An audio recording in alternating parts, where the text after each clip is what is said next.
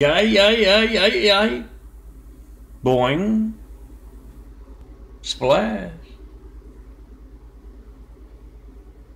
Tim has gone over to his friend Rachel's apartment,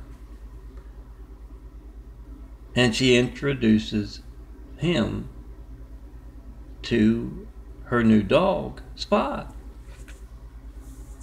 And Spot takes one look at Tim and takes off running into the next room. Yiyiyiyi.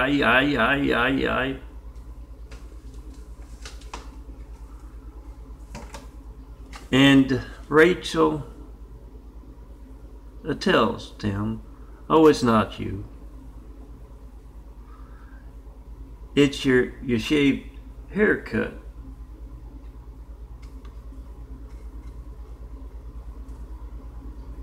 You shave your head just like that son of a bitch, Stu. You know Stu. He was one of those Stone Cold Melton impersonators on our college campus.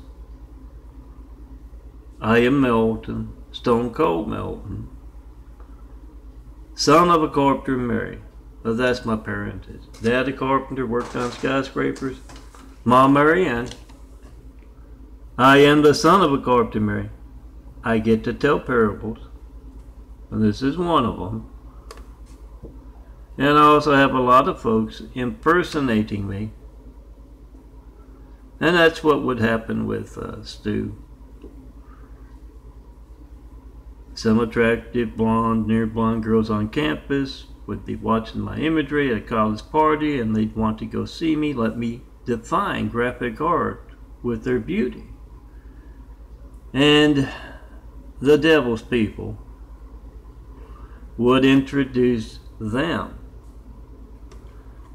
to Stu or Stan or Steve or one of the other impersonators of me that they have on that campus.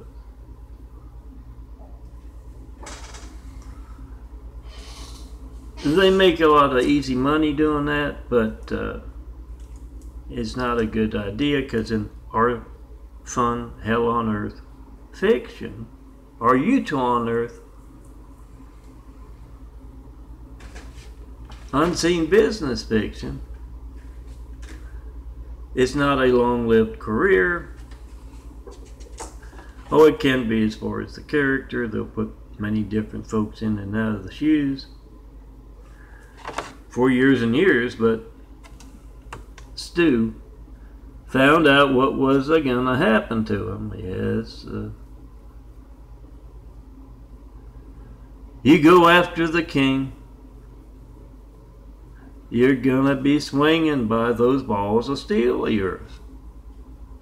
It's our fun fiction. We get to have a little fun.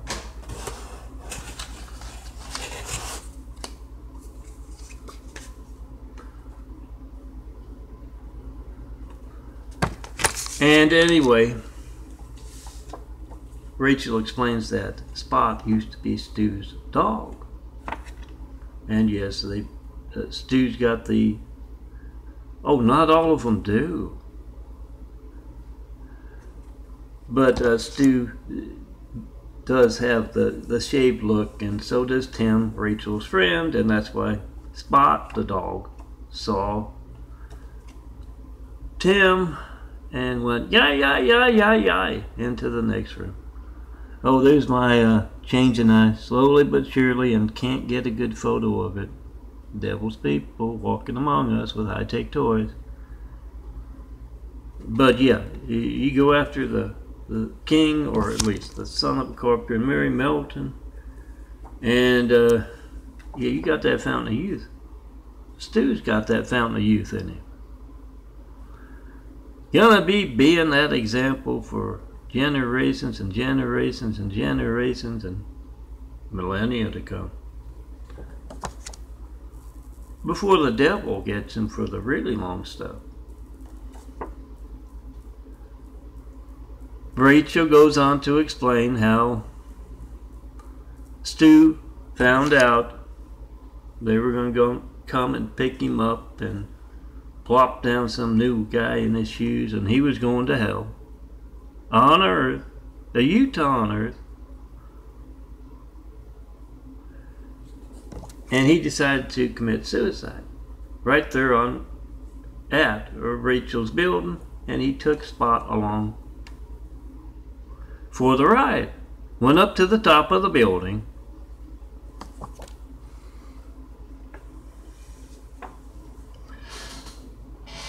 and Rachel was on her way home. Remember, checking posting 5 424-229-4140. Where the mean stuff, off the wall stuff, the funny stuff always ends. And it doesn't matter what's going on this side of the video. On that side of the video, you can document folks worried enough about hijacking your call to me. 2 altered phone records covered up. 424-229-4140. There's my address, 4260 Eagle Rock Boulevard. Apartment 409, Los Angeles, California, 90065. Certified mail, use FedEx, use UPS. Make a video of it first. It's going to be stolen. But it takes just 5 minutes to make that video of your hijack call to me. Whoever's in the room there with you right now, make a video of their family's lifeline, their lifeline not working as you try to call me. And then turn around, let them make a video of your phone not working. All of our phones make a video, take a photo nowadays, and a lot of them will upload too. If your phone can't, upload to a computer and upload that way. Now let me get back to remember, you hear that siren? A checking posting pipe? Yes, those hijacking your call to me are worried enough about it to alter phone records covered up. I know some of you out there across America can get those phone records. Make those videos of America's hijack lifelines as you try to call me from the police station, from the fire station, from the military base across America and beyond. See that phone you're making a video of as every child in America's lifeline to the firemen, the police, and the paramedics, and make a video of that lifeline being hijacked. 424-229-4140. Oh, that's my California lifeline phone. 213-675-2138. Oh, I had to get it out last night. As I call them, the pod people. We're making a little noise, and when I had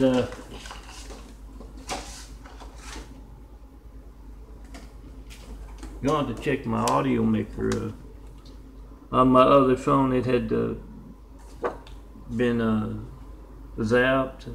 Oh, I talk about high-tech toys. Pick up your phone, make a video of some high-tech toy stopping your call right now. 424-229-4140. And yeah, the audio maker wasn't working on it. And it was late, so it finally stopped and I went to bed. But this is one of those gory stigmata wounds, genetic wounds that come from the inside, not the outside. Slowly but surely changing. I'm going to show you my eyes later on, the genetic carpentry at work. But yeah, ask and answer Jesus' question this Sunday: is Barack Hussein Obama a terrorist? Oh, you can call it his Trump a terrorist as well.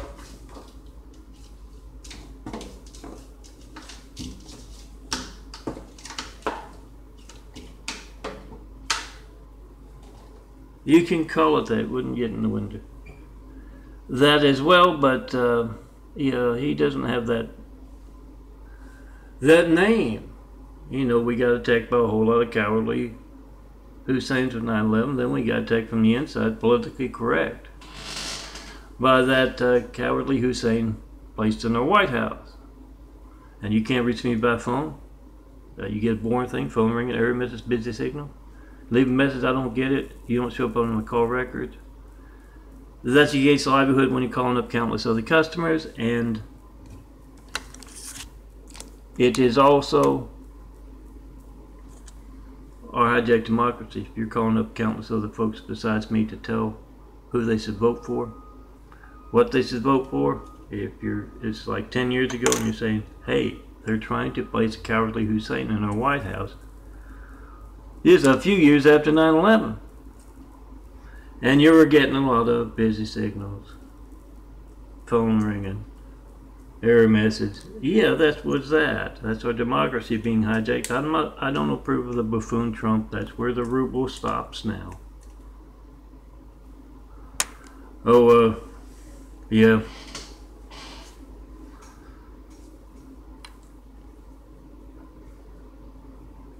I'm not sure if it's ruble or I gotta Google, and I can't always trust my Google.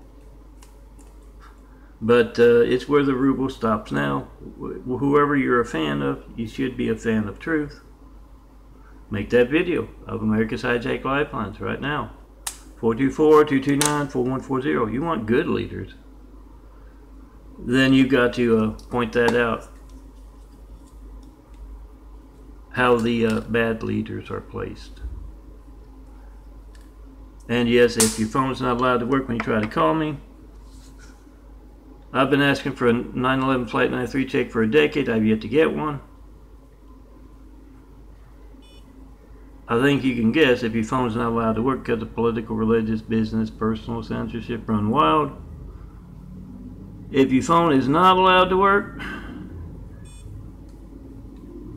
it's going to be just as newsworthy as me asking for that 93 check with very easily documented censorship for a decade and not getting one. So make that video, post that video, tell everyone else you know to do the same. Now back to Rachel telling Tim, it's not him, it's Spot used to be a Stu's dog. He tried to commit suicide, and yes, he wanted to take the dog with and threw the dog off the roof of the apartment building. And Rachel says she was walking home and she heard yiyiyiyiyi, boing, splash. And she had to fish poor Spot out of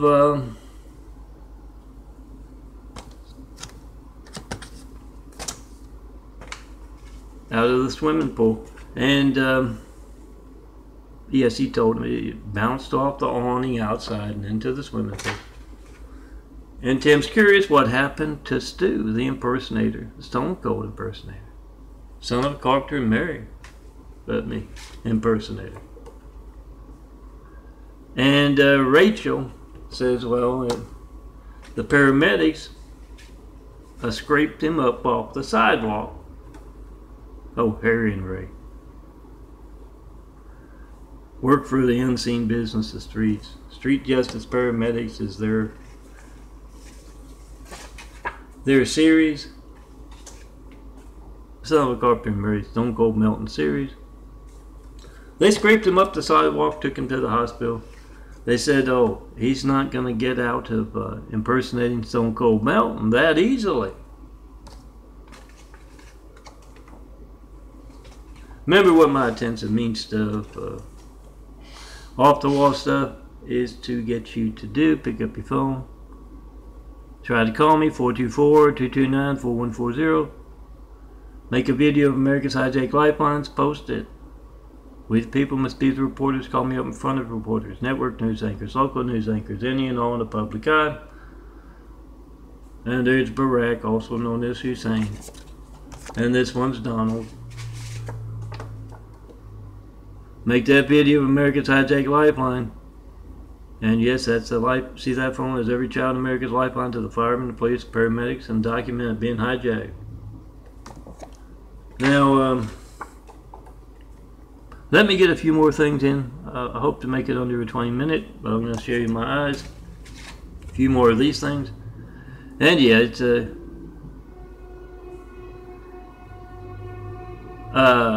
Stu. Remember, you hear that siren, check and post. Then 5. Stu.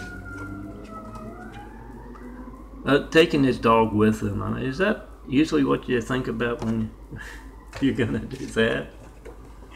He it's a springboard kind of to retell my.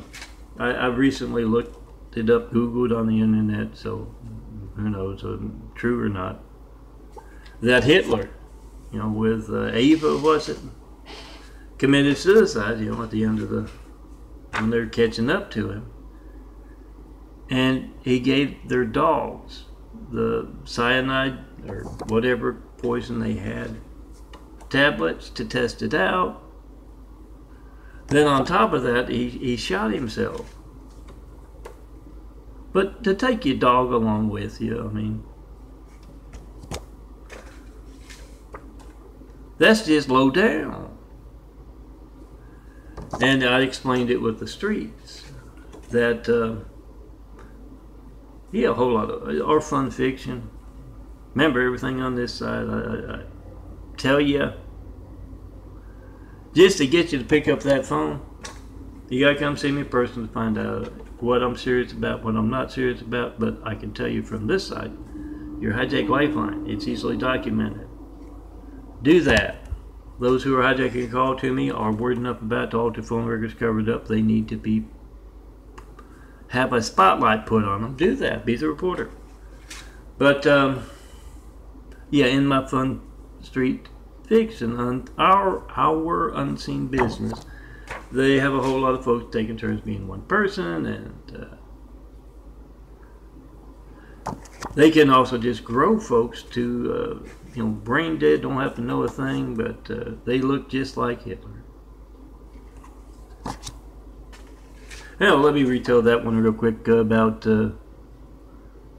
Hans and Franz. And Hans says, "Oh, look sharp! Hitler's coming." There are two German soldiers, two German soldiers back in World War II, and Hitler comes past, and after he's gone, Franz says, "You have to excuse my coughing." Franz says, he looked Oriental. And Hans tells him, all of the Hitlers are Oriental, except of course the one speaking in public, and they gotta have the look, the German look. I thought you knew. But back to the other Hitler story about, why they killed the dogs. So that, if Allied troops or they marched in and the dog was happy as can be, running around, and they brought up the dog in to see Hitler, the dead body, and the dog doesn't react at all. It's not the owner of the dog. So why they killed the dog? Because someone different. Dogs can tell that kind of thing. I hear on the streets, they will often give that test. It's not whether you're going to put somebody in the shoes for some husband somewhere. It's not whether the wife or the kids can recognize. Oh, chicken post and 5. Not whether they can recognize. They use that dog test. And yes, the original parable ended well, because that Stu's going on to that best health care plan around. But I'm rambling a little bit. But Joe, this military guy's at a bar, and young fella, but he's been in the the armed services a few years, and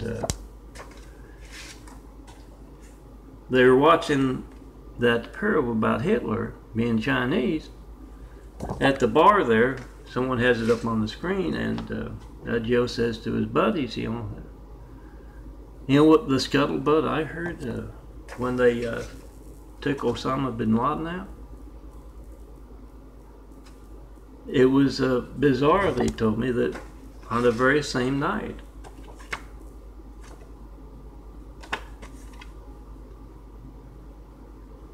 The Osama bin Laden dogs were trampled by camels.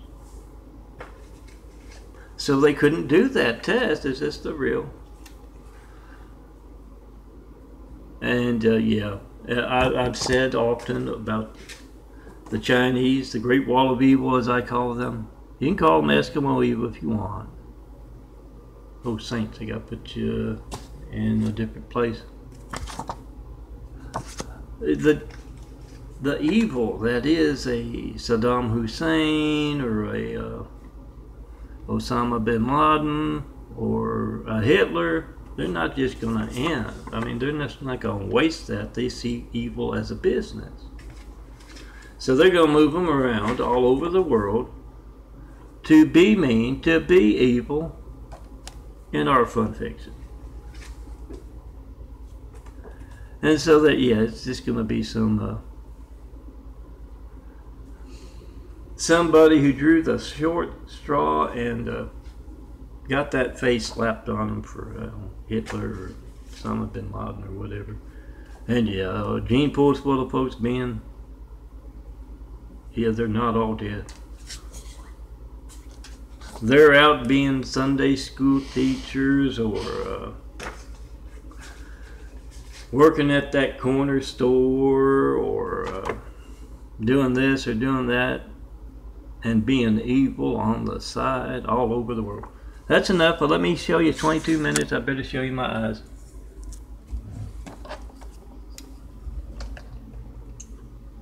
Yeah, I can't get a good photo. Come see me, take a photo of my eyes. So at least we can see that high-tech toys don't like photos of medical research being passed by. There's the old eyes, what they pretty much looked like before 96 and even after 1996. When my eyes started changing, the vision became much better. And yeah, up until like 2013, March of 2013, that's when that eye photo was taken. And this eye photo was taken about a year later, just before I ended up in the hospital with those gory sins of mankind with stigmata worms, yeah, genetic ones. Was taken then, and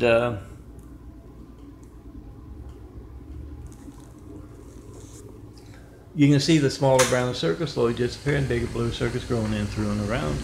That's still going on. Past year plus, I've been taking vitamins, and it has accelerated the process. If you know what else could accelerate that process, come see me in person. My doctors can't talk about the change in eyes. They can't talk about what you can document too. Those Flight 93 taking not 1, 9/11, Flight 93 taking a decade of asking. You can see the eyes there looking a little darker. I don't know, maybe it's the camera. It can get darker. It was darker yesterday for some reason. Very good camera on this one. But you can see a little bit looking raised there and the white around it. Smaller brown circles slowly disappearing. Bigger bluer circles growing in through and around.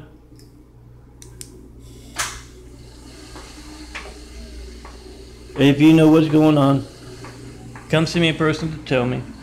And remember, tell me what that place needs. Jesus is Immaculate House to inspire the future and the present to greatness with. Tear down the Great Wall of Evil has just me. And all of this imagery I've been showing you and all you're going to find at those websites like daffodilia.blogspot.com or ChristComplex2.wixsite.com/daffodilia. It's all just got me in it. That's that Great Wall of Evil. And yes, it's also hijacking a lifeline. Make a video of that. That's documentable. And come see me in person to tell me about what will inspire the future and the present to greatness. What does Jesus' Immaculate House have to do to inspire the world? Great architecture, art, people, science. Put the best mankind has to offer in those homes, and you can call them Opportunity House because Opportunity Houses, it's an opportunity house for the world. You know, all kinds of folks from all kinds of backgrounds to improve the world, to make the world better. But good, honest folks, of course. But I call it Jesus' Immaculate House because, yes, there will be a test at the end. And I hear it's pass, fail, and purgatory.